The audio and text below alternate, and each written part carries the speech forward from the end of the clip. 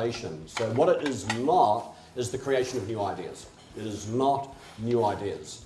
Innovation is about a change, doing something that creates a new level of performance and value creation in a business.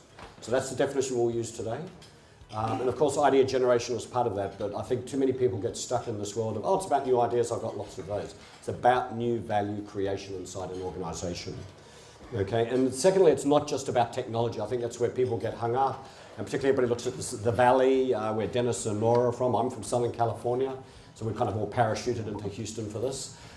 Is it's not just about technology, and arguably business model innovation actually creates more value than technology innovation. Sometimes they're combined.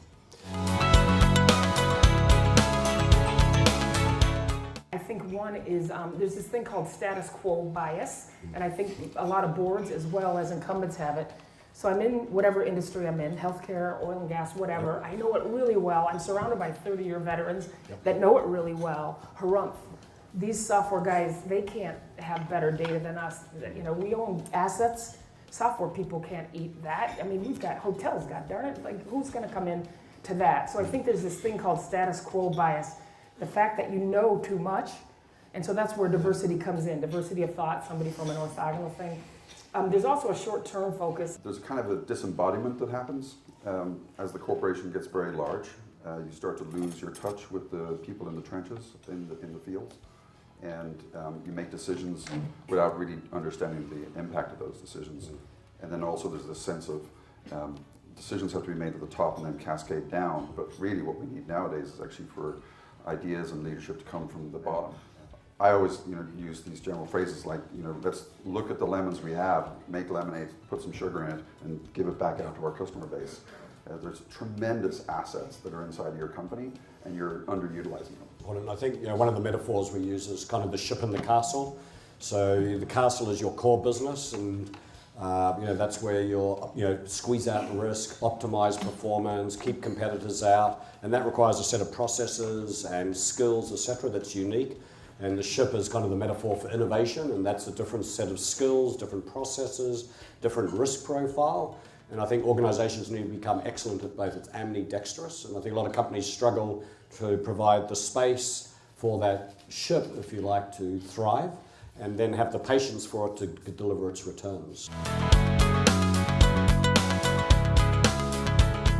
So it has to start with a philosophy of where's the money going to come from now, medium, and long? And obviously the aperture, it gets more, in the short, you should be very predictable and you have people with a certain set of skills. In the medium, you need people that know how to scale a business. And in the long, you need people that are more like deep sea divers. You go down maybe 20 times before you actually find a pearl. Yeah. And you don't consider that failure. And normally the people that are incredibly efficient aren't the ones that love every morning. They don't know what they're going to do. They don't know if their experiments are going to fail. So one point I'll make though is there's no one innovation process that fits all. There isn't one process. If there was one book, we would not have the session. We'd say read the book. It all depends where you're starting from and what your needs. Innovation is in service to something. So what is it you're trying to do? You have to start with. Then you have to have a philosophy of how to innovate, and then you can set it up. You've got to invite in the crazy people into your company, right? To get a chance to look at the assets that you have and put them together in weird and unusual ways. Industrial companies can do this minimal viable approach, learning trends that really started in the tech industry. So don't get into the mindset, this does not apply to us. It does. Make lots of small bets, not big ones. So there's a key phrase to take away, which is in your core business, you manage the rate of failure, okay? So and not the cost of failure. So and in innovation, you want to manage the cost of failure, not the rate of failure. Because in the core business, you don't want anything to fail. When we have fights in the company, we coined a word called hippo, the highest paid person in the room, and the highest paid person in the organization, the hippo, would be the decision maker. Yeah. And we realized that we have to outsource product management and the decisions to the customers and not to the hippo. So if you only had 36 hours, what we did is we mocked up a spec on a product that didn't exist. When people called the call center anyway, we pitched them a product that didn't exist, and we waited until they said, yes, I will buy it, here's my Visa. At that time, we told them we were just fooling, we're thinking of it, here's an Amazon gift card, and we called that the tick mark test. You're going to get pushback. You don't understand. Our industry is different. We're oil and gas. We are healthcare. It's regulated. We're a bank.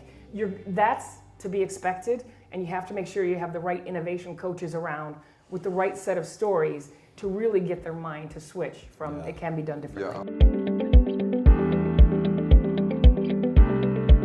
Again, I mean, for innovation to last, you need to have the strategic context, and this is very important for the board to understand, is why am I doing this? And often I always find that after a year or 18 months, the CFO takes a look at innovation and says, well, what have you done? Where's the returns? And because nobody understands or is aligned on why we started this innovation group or effort in the first place, they shut it down for efficiency or rationalization. And then what companies typically do, what I see, and this is what you want to make sure you're not doing, oh God, we need to innovate, and I call it innovation theater. So they hire Dennis, they put a team together, they get crazies, they bring him into the board. And build an innovation center. Build an innovation center, but they don't change any processes. You know, if you're in a large enterprise company, it's going to take much longer than you think it's going to bring about that next great innovation, right? And so you have to have people that understand that. I think that's the great first question if you're a board member, is you sit with the CEO and try to get the innovation quotient of the CEO. So, you know, Peter, you're the CEO. How do you think about innovation? And then you just want to just listen and just see, does anything coherent come out that you could actually, and I mean that they've thought in the about nicest possible way. Is it a teachable point of view where they say, you know, I've given it a lot of thought, or based on my 6 years in startups, or what I learned from failure at IBM, this is what my thesis, this is my theory of the case. So one of the things that I've done historically is to try and make friends with as many of the board members as I possibly can, because in some cases actually having multiple board members aware of what it is that I've been working on actually saved the product. So one thing I always tell people is you have to have a vision and a strategy that spans regime change, right?